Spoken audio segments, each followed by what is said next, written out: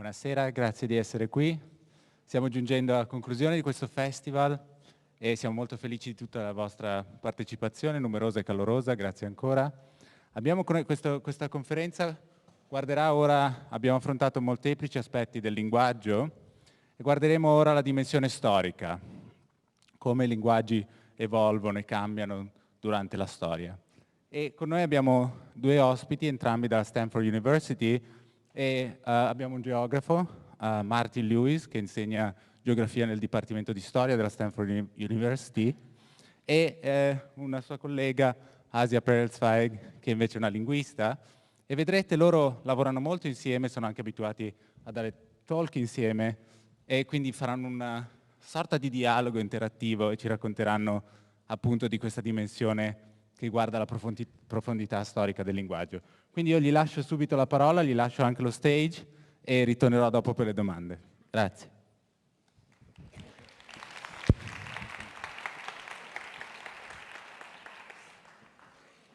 Thank you for the introduction. So the theme of our talk today is what languages, their linguistic properties, and also their geography reveal about the history of the people who speak them. And this is very important because traditionally history has been thought of as a study of literate human past through written documents. But more and more historians want to go further back into the past, into deep history or prehistory, and there's a scarcity of written documents. So if we go as far as 1300 BCE, for example, there's only 5 relatively small areas at this point that had any sort of writing by that point.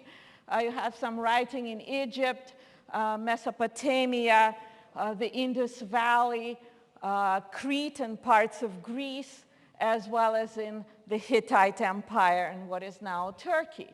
The rest of the Eastern Hemisphere and pretty much all of the Western Hemisphere at this point has no writing. And if we go back even further into the past, we have even fewer written documents to look at. So linguistic clues is a very important tool for historians to adopt and to employ in order to study deep history. So let me show you sort of an example of how we can learn history through linguistic means. So let's start by something simple like comparing words in some languages of Europe. We can take Italian words like pane and cinque and their counterparts in various languages in Europe. And it's pretty obvious that the corresponding words in Spanish, Portuguese, French, and Romanian are similar to the Italian words. But the words in English, Russian, Hungarian, Turkish, Greek, and Basque are not similar to the Italian words. So what can we conclude from that? Well, whenever we see affinity or similarities across languages, we start hypothesizing common history.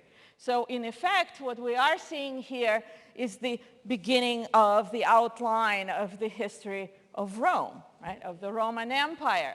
It's not the whole history, of course, because it doesn't tell us why there's no Romance language, Romance meaning coming from the language of Rome, no Romance language in Greek or Turkey today or Northern Africa.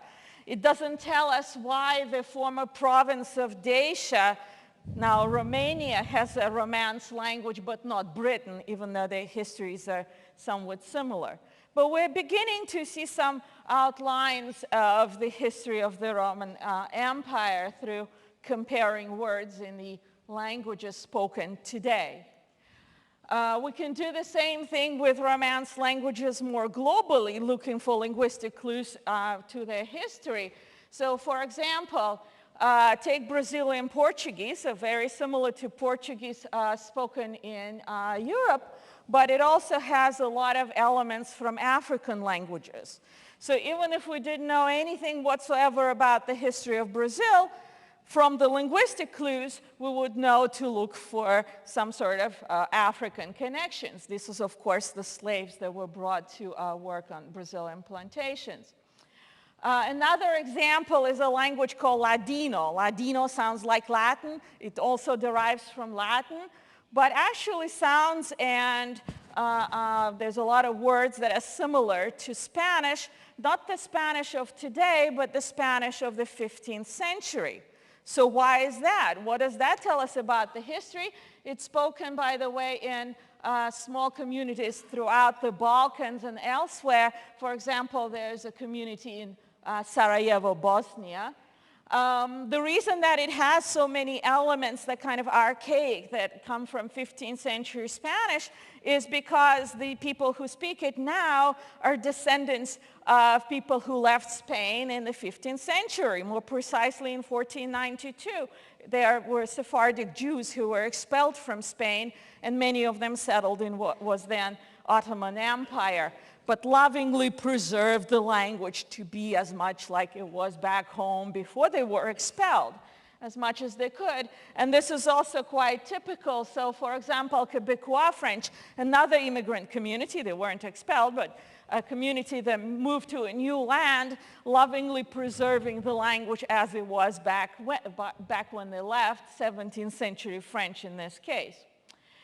Another example I'm going to show you is a language that will be important later on called Papiamentu, spoken on ABC Islands, Aruba, Bonaire, Curacao, just off the coast of Venezuela. And it's a very interesting language, very mixed. It has elements of Romance languages, Spanish and Portuguese, but also elements of Dutch and elements of African languages. So like Brazilian Portuguese, we know to look for some African connection, some slaves that were brought over, actually by speakers of Portuguese. It was a Dutch colonial possession for a long time, hence the influence of the Dutch language. And the Spanish is interesting. The Spanish is not directly from the Spaniards, it's also from the Sephardic Jews. So when they were expelled, some went to the Ottoman Empire, others went to non-Spanish possessions in the New World. So we can look for linguistic clues to reveal the history of different groups. But you might be wondering at this point, why are we looking for linguistic clues to the history that is so well documented through written records? We know all about slave trades and the expulsion of Jews from Spain and all of these things. So the reason that we're doing this is because of this important stage in any scientific endeavor called verification and validation. Whenever we build a scientific model or a hypothesis or a theory, we want to make sure that we're building the model of the right thing and that we're building it right before we actually apply it to sort of unknown bits of history. So once we verify that those methods that we develop to study history through linguistic means are good, we can apply them to puzzles for which we otherwise don't have an answer, such as the puzzle of the Roma or the Gypsies. The earliest written records in Europe place Roma in the Balkans in the 14th century, but before that, we have no idea from historical documents where they came from. Well, they didn't land from Mars. Where did they come from? It was up to linguists or philologists, as they were called then, to answer this puzzle. So particularly a German philologist called Johann Rüdiger compared Romani, the language of the Roma, and he found it to be very similar to languages spoken in northern India, like Hindi, Bengali, and Punjabi. It's like we compared words for Pane and Cinque in European languages. He compared a lot of words, not just words, but here I show you different words for numbers. And you can see in each row that the words are quite similar between Romani and languages still spoken in northern India. Except 7, 8, and 9, those numerals Romani actually picked up from Greek. And in general, Romani picked a lot of words from Greek and also Persian and Armenian, a point that will be very important later on. So because of the linguistic clues, we can place the origin or the homeland of the Roma in northern India. We can also date when they left, but it's something we'll talk a little bit later. And just as we can apply linguistic methods to the puzzle of the Roma, we can also apply them to even more complicated, complex, and problematic issue or puzzle, that of the Indo-European language family. It's a very big language family. It includes languages that descended from Latin, like Italian, Spanish, Papiamentu, Ladino, and so on, and Romani and other Indic languages. Includes Germanic languages like English, Slavic languages like Russian, and many others. And I'll turn to Martin Lewis to talk a little bit more about this Indo-European family. Thank you. We talk about the Indo-European family for a few reasons. One is it's the most important language family. You can see the distribution about 50 years ago, much of the world. It's more now. Or if we look at numbers, we can see it's half of the world in terms of first language, even more in terms of second language. But it's also a language family that's been particularly important for intellectual development and very problematic in terms of the ideology surrounding it. Ideology from mostly non-linguists who have used or misused the works of linguists. The affinity of Indo-European languages was first really formalized in the late 1700s by philologists, or linguists as we would say today, who discovered the close connections between Sanskrit and other languages of South Asia with European languages, particularly old European languages, Latin and Greek. This was very important for a couple of reasons. One is that it helped undermine the biblical view of world history, which claimed that we could understand peoples and languages by the descendants of Noah, Shem and Ham and Japheth. That model didn't fit. It also put India on the map of Europe much more than it ever had been, because suddenly the people of India and the people of Europe were known to have common ancestors. And that led to a lot of interest in Indian history and Indian philosophy. There was a problem, though, that's emerged by the late 1800s. Racial ideas, racial science or pseudoscience emerged in Europe. And that conflicted, it built on, but also conflicted with the ideas of the philologists. Because the racial scientists said the people of India cannot be like the people of Europe because they are racially distinct.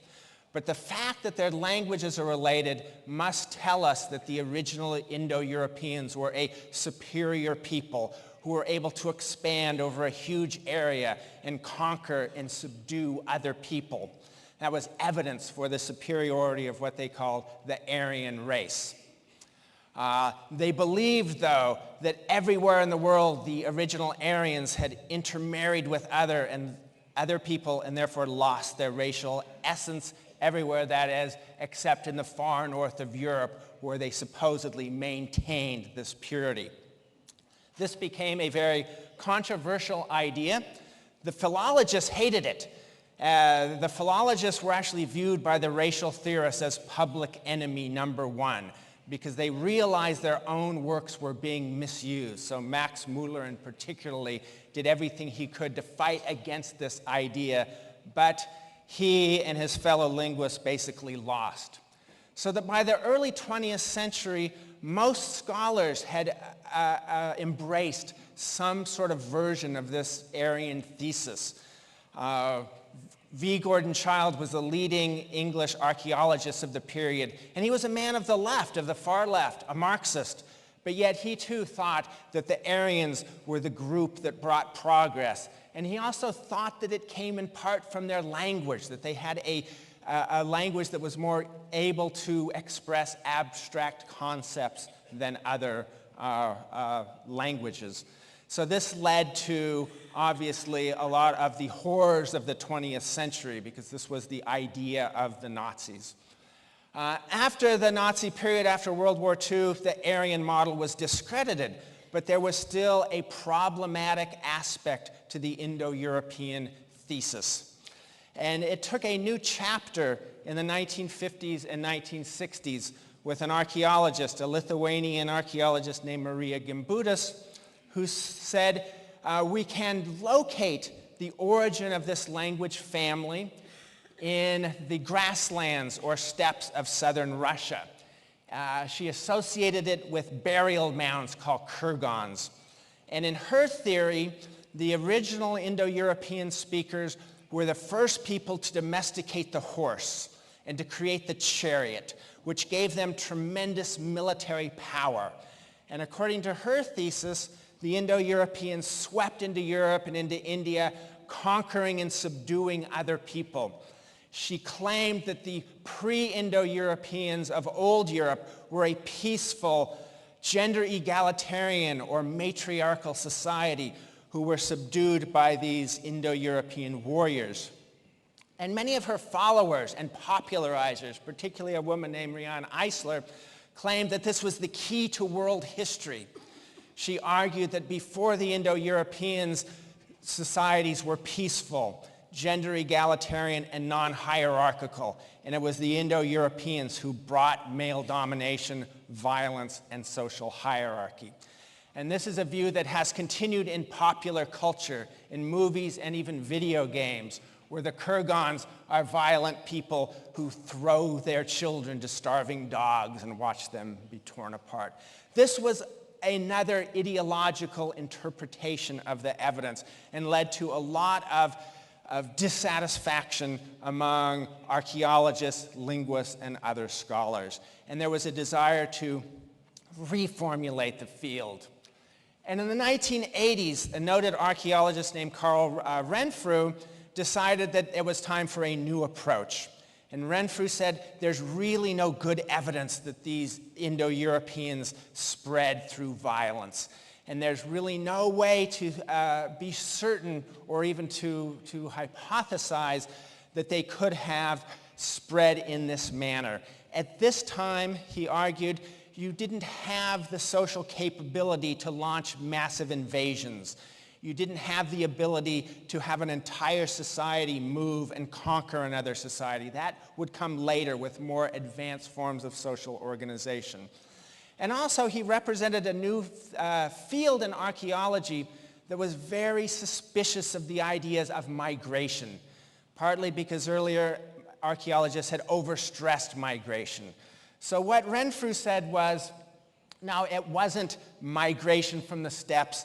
It was simply people who had originated farming, the first agriculturalists in the Neolithic Revolution, starting in what is now the Fertile Crescent, moving into Anatolia, or what is today Turkey, and then spreading very gradually and very peacefully. They were the Indo-Europeans, and their languages spread in this very, very gradual manner. It got a certain amount of attention, but most linguists did not accept it. It didn't fit the linguistic evidence. And many archaeologists didn't accept it either, because it didn't really work for much of the archaeological evidence either. So in the next decade, there was a revision of the Kurgan hypothesis, or the steppe hypothesis, by archaeologists and linguists, again, working together. And they said Maria Gimboudis was probably right. It probably came from the grasslands. It was associated, yes, with the domestication of the horse and with chariots and wheeled vehicles. But it wasn't massive migrations. It wasn't full-scale conquest.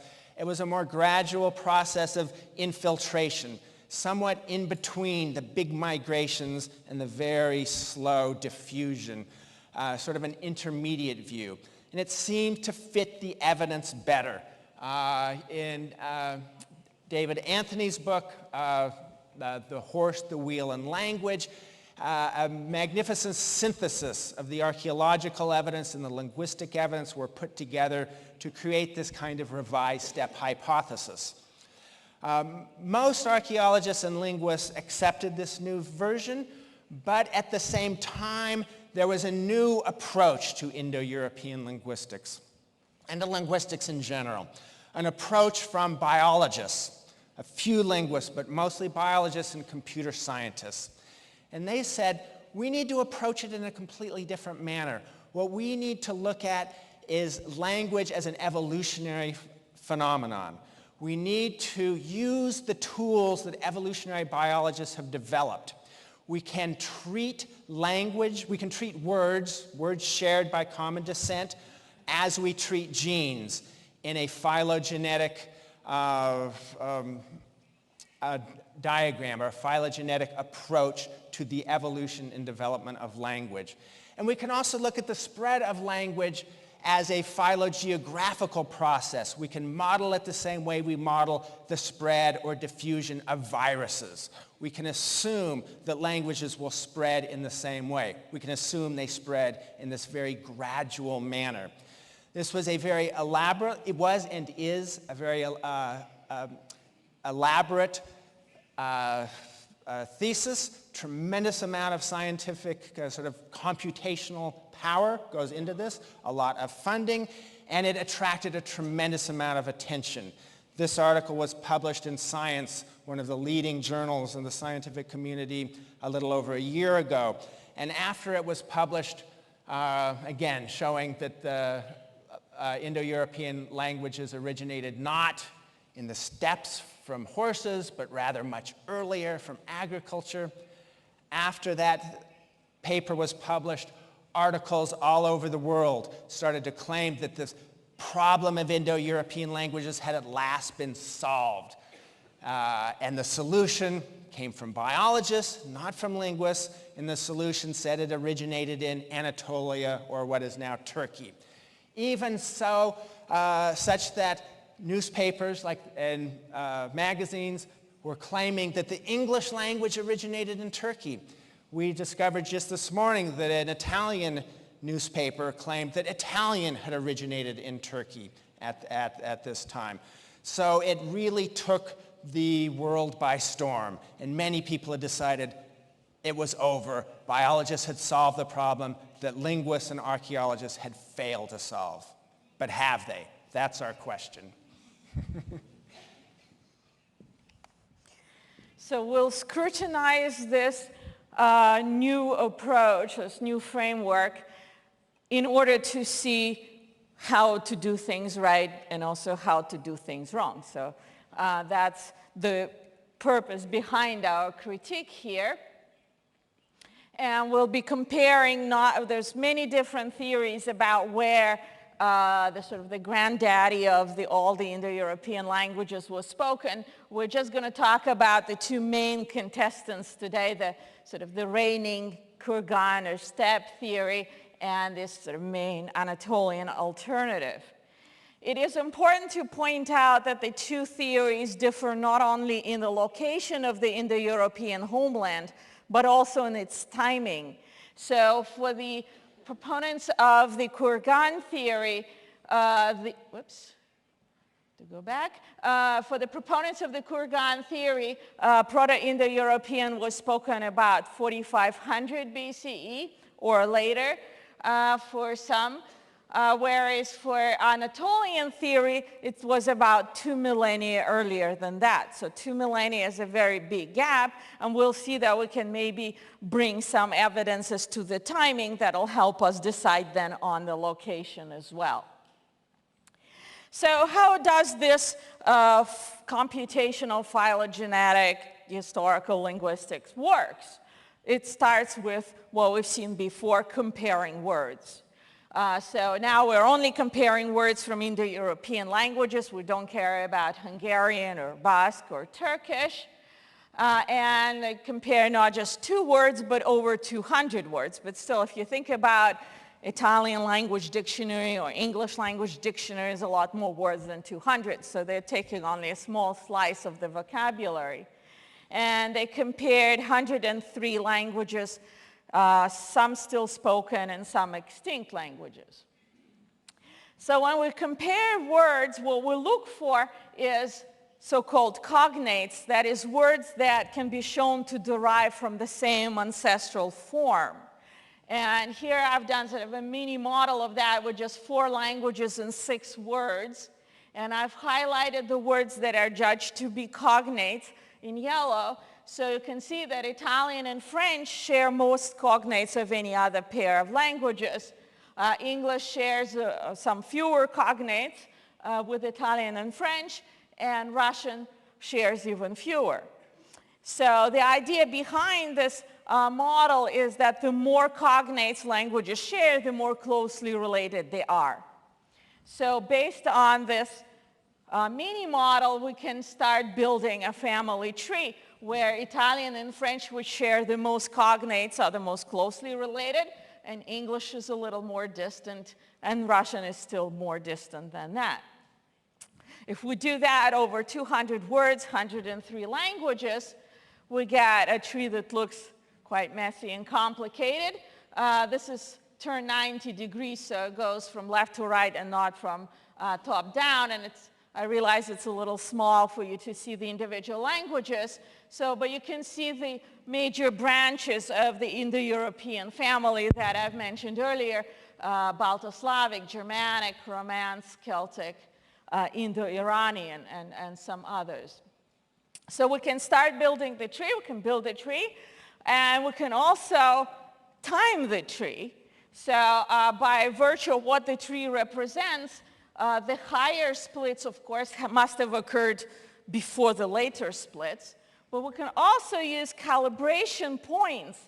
That is either extinct languages for which we know when they were spoken, or some diversification events which we think we know when they happened.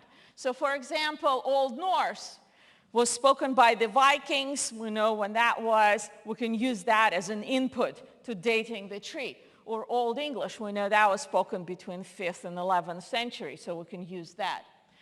And then we can calculate the different parts of the tree in relation to the input information or calibration points.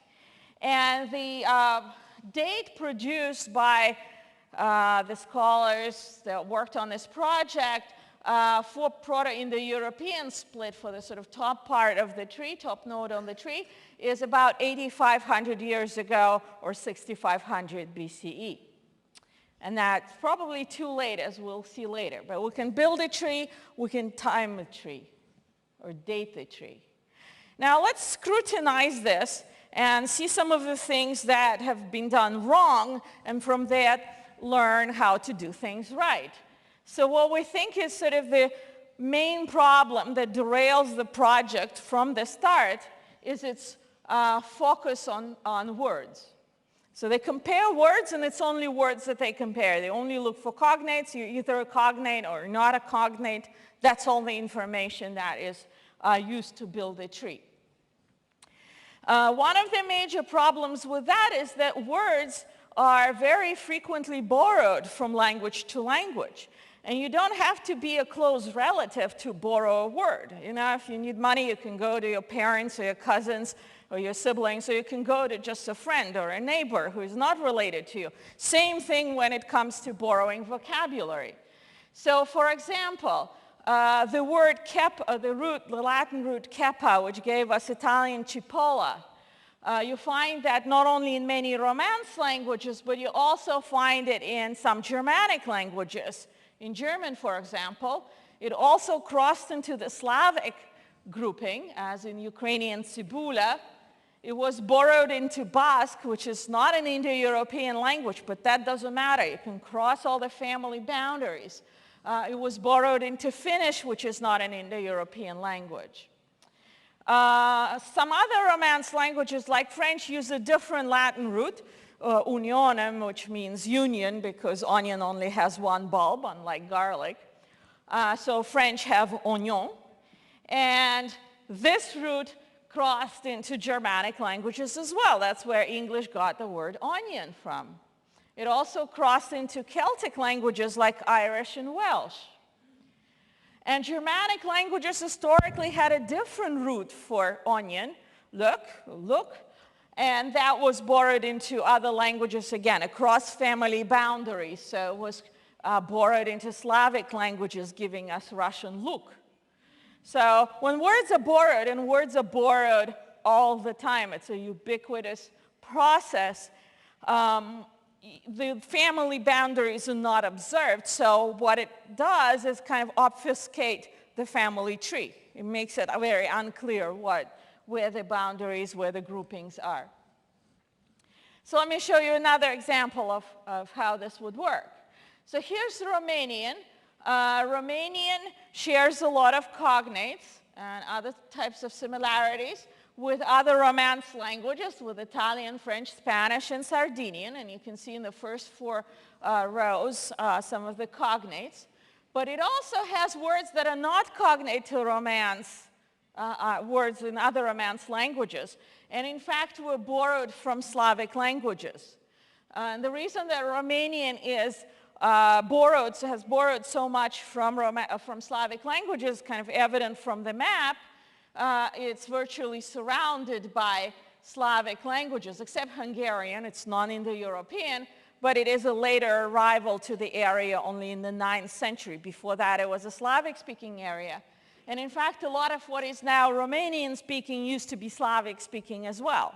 So there's a lot of Slavs around, and Romanian got a lot of its words from Slavic languages. But that makes it very different from other Romance languages, from Italian, Catalan, Portuguese, and so on.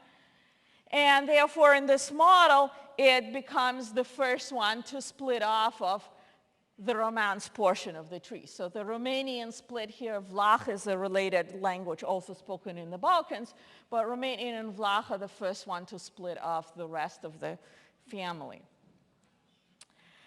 In actuality, however, Romanian was probably not the first Romance language to leave the Romance fold. It was Sardinian. Who thought that? But at that time, Sardinian was kind of separate and going its own way, whereas the rest of the Romance-speaking world was still the same language. So what is now Spanish, Portuguese, Occitan, French, Romanian, and Italian were all one and the same language that continued to develop along one uniform path. So for example, Latin vowels E and U, as in sikus, have been changed into A and O in all non-Sardinian languages, because at that time, when this change happened, there were just one language. They made this change and then split, and now we have several. But Sardinian did not undergo that change, so they still have siku. And another change like that is what happened to the Latin k of centum. It turned into ch in Italian, cento, into s in French and Romanian forms, and into th. This is pronounced with your tongue between your teeth, like you have a lisp. Thien in European Spanish. But crucially, all of them did something to the k, where Sardinian just retained the k of Latin, the k. So at this point, all non-Sardinian languages are just one. And sound changes, by the way, are much better evidence than words, because they're not subject to conscious decision. Nobody thinks, oh, I kind of like the idea of turning my k into a th. I'm going to do that too, like my neighbors, right? It's not a conscious decision, so it's a much better evidence of historical changes, how they actually happened. Let me give you another example. Remember Romani, the language of the Gypsies. And I mentioned already that it borrowed very heavily from Greek and Persian and Armenian. So because so much of its vocabulary has been borrowed, it is shown as separating from the rest of the Indic languages, the first one to separate, right? So the earlier split here, according to this model about 1500 BCE. But other linguistic evidence actually shows that evidence that has to do with sound changes and grammatical changes shows that Romani could not have split from other languages like Hindi, with which it shares those innovations, just like non-Sardinian languages share innovations. So it shares innovations with Hindi that happened around 1,000 years ago. So it could not have separated and wandered off into Europe much before that time. It must have happened around after that time. So we're dealing here with an era of about 2.5 millennia, a huge gap if you think about sort of historical development here. And this is a very common problem for this model, because words are so ubiquitously borrowed across family groupings, you get a lot of splits that are miscalculated as too early. So here we have the Romanian split that's misdated as too early, the Romani split misdated by about 2.5 millennia. But when you have splits sort of fairly low or kind of mid portion of the tree that are misdated, it pushes all the earlier splits to be further back in the past, right? There's little room for them. So that probably means that the date for the Proto-Indo-European is also too early in this model. And this is, again, the date of 6500 BCE, the date that is compatible with the Anatolian theory, not the Kurgan theory. So let me just show you a little sort of zoomed in portion of how this would work. Here's the Romani Split, which is misdated by 2.5 millennia, too early. But that means that all these splits are indicated with pink dots, red dots, that are above the split on the tree or to the left here, are also pushed further back into the past. Now, how do we know that these are probably too early, that this is wrong, this can't be the case?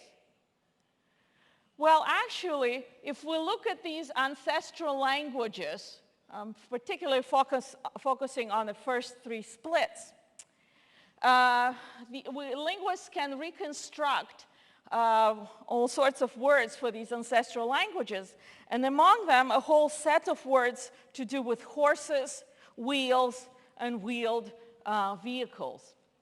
Words for thill and yoke are probably the first, because that was probably the first use for animals, is to use them for plowing, and then you get horse, wheel, and other words later on.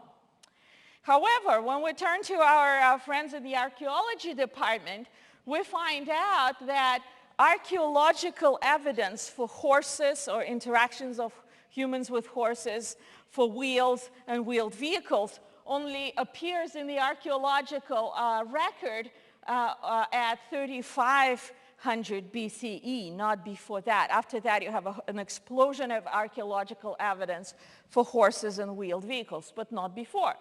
So for this model that we're trying to criticize here, to be correct, you get kind of an absurd situation. You have people who have words for things that they didn't have and wouldn't have for millennia to come. We don't have words for things that we don't have, and technological innovations still to happen in the future. Certainly not by millennia. We can't look that far into the future. So this can't be right. This must be misdated, and all of these splits that are placed here before the wheel line, 3500 BCE, all of this should be squeezed closer to the present. So now that I showed you some of the linguistic mistakes, I'm going to turn over to Martin Lewis to talk about historical and geographical bloopers. Yeah, so if there are problems with the timing, there are equally severe problems with the geography. Remember, this is an explicitly geographical theory. It produces maps. And if we look at the maps that the model produces, we find a lot of problems with them. This is one of their output maps. And we find some oddities. The little country of Moldova is shown as non-Indo-European. Why would that be? We also have no Indo-European in eastern Ukraine. We do have little Indo-European outliers in Tibet. And it's hard to see it in the map, but there's Indo-European outliers in the deserts of Egypt. We also have Indo-European in Georgia, where it probably never was. So the map doesn't really look right to somebody who's familiar with the history of the language family. Even more problematic is an elaborate animated map, a beautiful map that they've created. And here, notice the date. This is 1974, so this is very, very recent. And I've outlined in red the ultimate expansion of the Indo-European family that they have here, which is obviously not right. It shows virtually no Indo-European in Russia. We communicated with the authors, and they said, oh, you misunderstand our theory. All we're saying is it's highly unlikely that Indo-European spread into Russia after 1974. Not a very strong point. We also have no Indo-European in Galicia in Spain. And they said, well, we know that, but we couldn't include the continental Celtic languages because they were not adequately recorded. And we couldn't include Latin because it spread too quickly for our model. So we just had to ignore that, but don't worry, these are just minor examples. We don't find them so minor. In fact, when I go through this animated map, I have a hard time finding anything that looks correct from our knowledge of the spread of languages. Let's start at the very beginning. 6,500 BCE, they're showing Proto-Indo-European over an area far too large for a single language during the Neolithic period. That's a problem in itself. A more severe problem comes if we go forward in time 5 millennia to the Bronze Age, the Hittite Empire. We know that the aristocrats of the Hittite Empire spoke an Indo-European language, but most of the people they ruled over did not. They spoke Hurrian or Hattic, non-Indo-European languages. Now, what this model that we're criticizing would say is that these non-Indo-Europeans must have come in later because this area had been Indo-European for 5 millennia, so they must have diffused in from elsewhere. The problem is the Hittites didn't call themselves Hittite. They called themselves the Nessa, or in their language, Nesli. But they referred to their realm as the realm of Hatti, which we get Hittite from, referring to the people they ruled over. Now, according to the model we criticize, we'd have to have a bizarre situation where you have an indigenous people who are powerful, and then a powerless people move in and say, this is our country, we'll name it after ourselves, and their rulers would say, yes, you're right, we'll name our country after you. So it simply doesn't work right. Nor does the Italian situation work. Here we have 3000 BCE, 5,000 years ago. They're showing, at this time, all of northern Italy as Indo-European speaking, the Indo-Europeans having moved in. But if we go further in time to the Iron Age, we find many non-Indo-European languages. Etruscan is non-Indo-European. It's related to other non-Indo-European languages. Where would they have come from if it had been Indo-European for so long of a period? My favorite example, perhaps, is their Greek-Albanian branch, which linguists don't accept. Albanian and Greek may look alike only because Albanian borrowed a lot of words from Greek. But their model has Greek and Albanian. This green line is a branch indicating this group coming in and differentiating into a Greek branch and an Albanian branch in the Bronze Age. And then they don't do anything for century after century after century. And then 1400 CE in the Common Era, finally they differentiate. I've put in black here, Albanian finally approaches Albania. It doesn't actually reach Albania, but it approaches it. Greek doesn't do anything, it just stays put. And then 1841, we finally have a group of Albanian speakers reaching Sicily and southern Italy. Again, this doesn't work from our historical knowledge. Even better, it's what I call the 400-year maritime creep to Iceland. So their model doesn't allow rapid immigration, no rapid movement. It has to be gradual. So we have the Icelandic speakers leaving the continent in about 700, and finally 300 years later they reach Iceland. They must be in boats that are just slowly, gradually drifting north. So again, it doesn't work. Why these problems? I think we can see a lot of them when we look at their input maps. They map extinct languages in red and extant languages in blue, and they use that as the input for their equations. But again, there are all kinds of problems on this map. They simply forgot Moldova. Moldovans speak Romanian. It's not even a separate dialect, but they just forgot it. They left out northern Albanian. They mapped Sicily as having no Indo-European languages except a little bit of Albanian. That's why Sicily ends up as it does.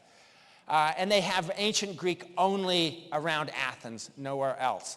So there are systematic problems in how they map this.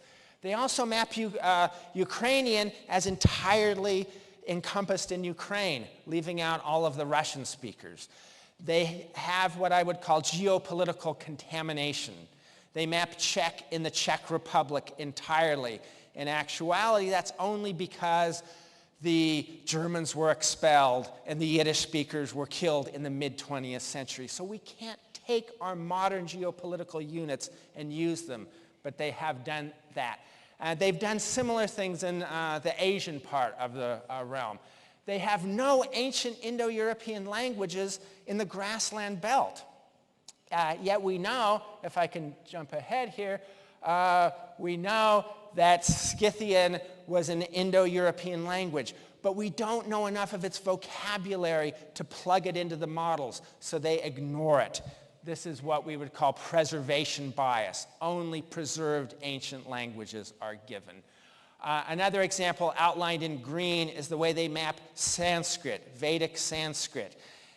It's an odd way to map it. How do we know where exactly it was spoken? Well, what they have done is to map Punjab as it was under the British Raj in the 1800s. So they're using modern geopolitical categories for this. Ultimately, we think there are some key assumptions that are simply incorrect. One assumption we already heard about, that language is just words. Another assumption is that language can only spread by this slow process of demic, that means a population diffusion. It can't spread by migration. It can't spread by people adopting another language from their neighbors. It only spreads with populations moving gradually. And they also claim that languages can be mapped within polygons. You can draw a line, and within that area, everyone speaks a given language, and outside the area, they don't. None of these assumptions are correct, we would argue. One way to look at how important migration has been is to look at language families in the Americas, because language families in the Americas are incredibly dispersed. They're all over the place. And there's no way you can create this through a process of gradual demic diffusion. One way to look at the problems with mapping languages in polygons is look at the distribution of languages in empires. Here's the Habsburg, the Austro-Hungarian Empire, a Hungarian map. And it doesn't even begin to show how complicated it really was. It doesn't show the difference between cities and rural areas. It leaves out a number of languages that were too dispersed, and especially Romani, which was not even in one place, moving around. In their input map, they put Romani in a tiny corner of Bulgaria. But you can't just locate languages in one place in such a manner. A few other examples. How do you map a dialect continuum? This is Fulani or Fulfulde, a West African language spoken by migratory pastoral people. And it's all over the place. But there are hundreds of languages spoken in the same area. They're interspersed. And it's also a continuum in that if you take one side of this language group and you move to the other side, you never come across a language frontier. The change is gradual. But if you take a speaker from Senegal and a speaker from Chad, they won't understand each other. They're speaking different languages, but there's no real division. It's very gradual. So these are just a few of the geographical problems that we encounter when we try to map languages in such a manner. An even bigger problem, I think, is the ultimate idea that linguistic evolution is so similar to biological evolution that they can be modeled with the same tools in the same terms. So indeed, if linguistic evolution and biological evolution were exactly the same, we'd be all linguists out of a job because we'll just turn things over to biologists. But fortunately for linguists, this is not the case. So for example, if organic evolution were like linguistic evolution, we would be finding sort of mixed creatures. This is from a cover of a children's book. Croc-Gouffant is part crocodile, part jaguar, part elephant. Of course, we do not find anything like that in the biological realm. But remember a language called Papiamento on ABC Islands off the coast of Venezuela. It is sort of the Krogufant of the linguistic world. It has elements of Dutch and Spanish and Portuguese and African languages. No Krogufants in the biological world. And one reason for why that is the case is because remember that languages borrow from each other. So you can get mixed languages because you sort of borrow very extensively and on a very deep level.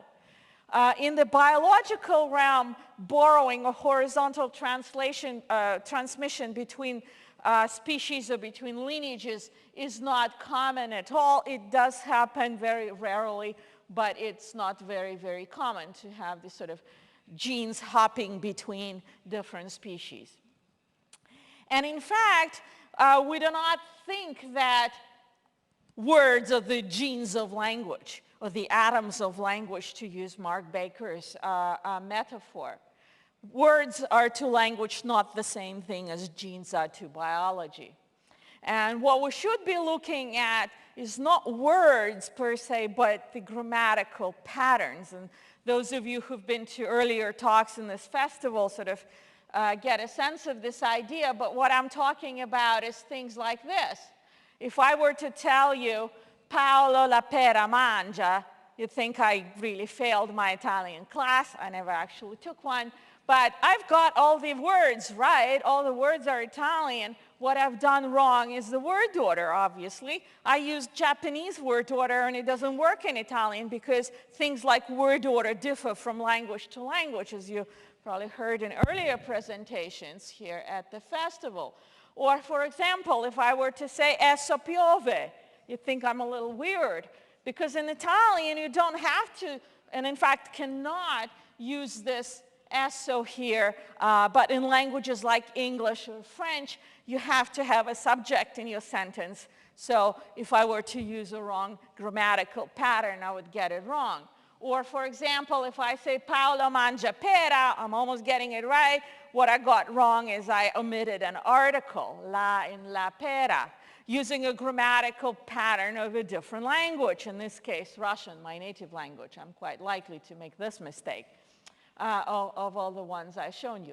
But the point of this is that words are not a guarantee that you have the right language. It's the grammatical patterns that are sort of what's behind the fabric of language. As Andrea Mora talked in his talk here at the festival, and as did many other presenters. And grammatical patterns and sound patterns are also sort of a subtype of grammar. We think of phonology as the syntax of sounds. But these things are not subject to conscious choices. You don't think, oh, I would like to put my verb at the end today. I feel like it. These are patterns that are not easily borrowed. They can be borrowed, but not as easily. They're not subject to external pressure like the weather. So therefore, they're much better evidence of linguistic family relationships. They're not contaminated by all sorts of outside things. Finally, if organic evolution was like linguistic evolution, if they were the same, what we would find is a very clear speciation in linguistics. Like in biology, you take two organisms, if they can have a fertile offspring, they're the same species. If they cannot, they're different species. In linguistics, it's much more difficult to draw this boundary and say when it stops being one language and starts being two daughter languages. And I'll illustrate this with the development of Latin into its Romance daughters. So the first differences in how Latin was spoken throughout what was then the Roman Empire actually started in the 1st century of the Common Era. So if we go to Pompeii, not too far from here, and look at inscriptions, in particular look at verbs that end in "t" in Latin, like venit, the "t" there disappears. It's not there. But this "t" was preserved elsewhere in the Romance-speaking world until much later. In France, even later, in Sardinia, still alive and kicking today. So the first differences in sort of regional ways of speaking appear in Latin as early as the 1st century, if not before that. But it's not until much later, possibly a millennium later, that we can talk about all the separate, Spanish, Italian, French being separate languages. So one of the calibration points that was used in this model is the so-called Strasbourg oaths recorded in 842 CE. The oaths that Karl the Bald and his brother Louis the German gave to each other and each other's armies as they joined in allegiance against their third brother Lothario. So this is kind of what it looks like in the original. And what happened is they gave the oaths in the language of each other so that each other's armies can, understand that they're serious about it. So Louis the German gave the oath in the language that was spoken then in France. The question is, was it Latin or was it French? Well, we won't look at the whole text for the sake of time, but just one little snippet of it. So language X is the language of the Strasbourg oaths. It's clearly not classical Latin. There's a lot of features, like, for example, a future tense form that's still there in Italian today that wasn't there in classical Latin that this language already exhibits. It's clearly not modern French. For example, its word for day is quite different, right? It's not die or dia or something, it's jour. And it is a language on the way to becoming French because it lost the final vowels in certain words. So we have quant here, just like French has quand, but in Italian and Spanish we have that o at the end that's still preserved till this very day. So this is on the way to being French, but is it late Latin or did it cross that boundary and become early French? Well, there's two ways to address this question. One is to ask the people who speak the language, what do you think you speak? Do you speak Latin or do you speak French? And the other way is to look at linguistic properties. And whichever way we do it, we actually end up with the same answer in this case, and it's not French, it's Latin. So the person who recorded the oaths wrote that Louis the German gave his oath in Romana lingua, Roman language, Latin, not French. Lingua franca meant at the time something completely different. And if we look at how mutually understandable these languages were in different parts, in Italy, in France, and Spain, we find also that they were too similar to qualify as separate languages. So here I have a little chart, kind of looks like a map.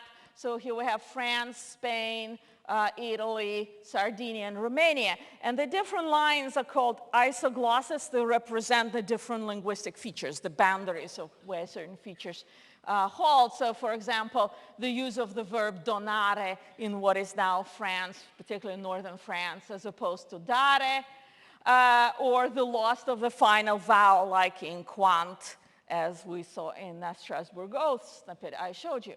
But at this point, the language as it was spoken in France shared features with what was to become Spanish. It also shared certain other features with what was to become Italian, with the Latin of Italy. It also shares certain features with both of those, so it's all sort of the same. So the conclusion is that at this point in time, 9th century CE, what is now French, Spanish, and Italian are really just dialects of the same language. They have some differences between them, just like different dialects would have, but there's also a great degree of mutual intelligibility. And incidentally, languages at this point, dialects like Catalan, Provençal, Picard, Normand, all of these are also part of that same language, the dialects of that language. So it took about a millennium from the first differences in Latin in different parts of the Roman Empire till you really have sort of bona fide separate languages, Spanish, Italian, and French in particular. Sardinian and Romanian are probably separate by this point already. So this kind of speciation of languages, as it were, takes a very long time. Unlike speciation in biology, it's much more clear-cut. So I'll wrap up with 3 important points. This is what I want you to take home and tell your friends about. The first point is that modern languages, as people speak them today, and their properties and their geography can reveal a great deal about the human past. But in order to do this, in order to learn about human past, we need to look at the right elements of languages. Not just words, but crucially grammatical patterns and sound patterns, sound changes. And finally, sort of a bigger point here is that interdisciplinary work is very popular now, and it's very important to do, but in order to build such interdisciplinary bridges, each discipline has to do its homework properly and provide a solid foundation. Otherwise, the bridge will collapse. And we have to learn each other's interests and methods and limitations of each other's disciplines in order to do that. And this is what Martin Lewis and I have been trying to do together. Thank you very much. Grazie a tutti.